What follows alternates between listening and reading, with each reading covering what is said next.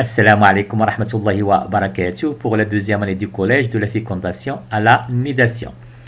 Notre activité 1 nous demande de définir la fécondation et de déterminer le lieu de la fécondation, bien sûr. Nous avons un document animé qui représente l'utérus, comme vous le constatez, le col de l'utérus.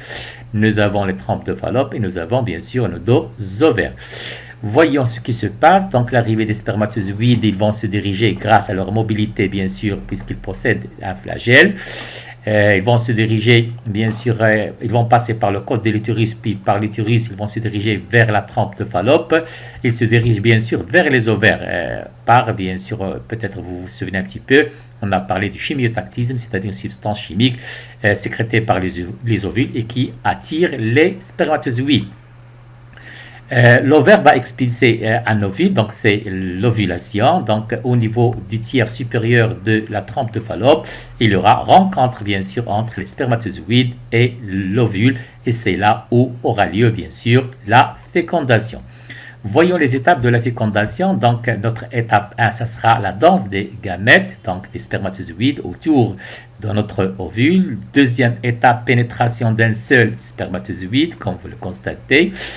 Troisième étape, migration du noyau, bien sûr, des spermatozoïdes vers le noyau de l'ovule. Quatrièmement, bien sûr, il y aura fusion entre les deux noyaux, bien sûr, et on obtiendra, cette fusion va aboutir à la formation de notre cellule œuf. C'est la fécondation. Comme nous l'avons déjà dit, la fécondation, c'est une étape fondamentale de la reproduction sexuée pendant laquelle le gamète mâle fusionne avec le gamète femelle, notamment, bien sûr, les deux noyaux, bien sûr, du spermatozoïde et celui de l'ovule. La fécondation a lieu dans le tiers supérieur de la trompe de Fallope. Les étapes de notre fécondation, que nous les avons déjà montrées. Activité 2, décrire le devenir de l'œuf depuis la fécondation jusqu'à la nidation. Voyons, bien sûr, nous avons notre ovaire, bien sûr, un seul follicule, un follicule mûr, bien sûr, qui arrive à maturité, va expulser, bien sûr, l'ovule, c'est l'ovulation, effectivement. Le reste du follicule, bien sûr, qui a expulsé l'ovule, va se transformer en corps jaune, comme vous le constatez. L'arrivée des spermatozoïdes au niveau du tiers supérieur de la trompe de Fallope, il y aura rencontre entre spermatozoïdes et ovule et par la suite fécondation. La formation de la cellule œuf, bien sûr, juste après, comme vous allez le constater, celle-ci va se diriger par la trompe de Fallope vers la cavité de l'utérus et au cours de son trajet, bien sûr, elle va subir des divisions, donc stade 2 cellules, stade 4 cellules, stade 8 cellules, bien sûr. Et bien sûr, à ce stade-là, on obtiendra ce qu'on appelle la morula vers le 4e jour. Il va continuer bien sûr son parcours vers la cavité de l'utérus. Comme vous le constatez, il va se transformer en blastocyte. Celle-ci, bien sûr, va s'implanter sur la muqueuse de l'utérus. C'est la nidation. Voilà. Et cette nidation, bien sûr, a lieu vers le 6e, le 7e jour. Comme nous l'avons déjà montré, notre fécondation, bien sûr, formation de la cellule œuf, stade de cellule, stade 4 cellules, 8 cellules, la morula, blastocyte, bien sûr, et la plantation de la blastocyte, et c'est la nidation.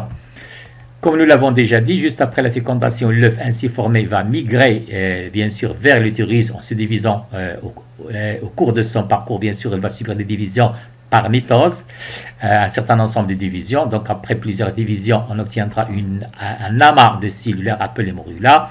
Celle-ci va creuser une cavité, bien sûr, et dans ce qu'on appelle un blastocyte. Durant cette période, l'embryon restera à l'état libre, mais vers le 6e, 7e jour, bien sûr, notre blastocyte va se fixer, va s'implanter au niveau de la muqueuse de l'utérus. C'est la nidation.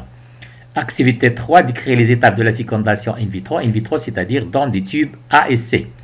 Donc, notre, bien sûr, utérus, col de l'utérus, le vagin, nos deux ovaires, bien sûr. Dans un premier temps, il y aura une stimulation hormonale des ovaires qui va favoriser la maturation de plusieurs follicules, bien sûr. Par notre seringue, on va bien sûr effectuer un prélèvement des ovules matures effectué par ponction des follicules ovariens, comme vous le constatez. Deuxième ovaire aussi pour qu'on obtienne bien sûr un ensemble bien sûr d'ovules. Voilà, effectivement. Ensuite, dans un tube à essai, on va déposer bien sûr nos ovules. Et dans un troisième temps, bien sûr, on va ajouter ces ovules dans un tube à essai contenant un échantillon de spermatozoïdes. Donc la fécondation aura lieu, comme vous le constatez, pénétration du noyau du spermatozoïde, fusion des deux noyaux, bien sûr formation d'un embryon, stade 2 puis 4 cellules. Voilà, formation de notre embryon. Juste après, bien sûr, on va déposer nos embryons, bien sûr, comme vous le constatez, au niveau de l'utérus, où il y aura, bien sûr, une implantation de ces embryons sur la muqueuse de l'utérus, et c'est la nidation. Merci.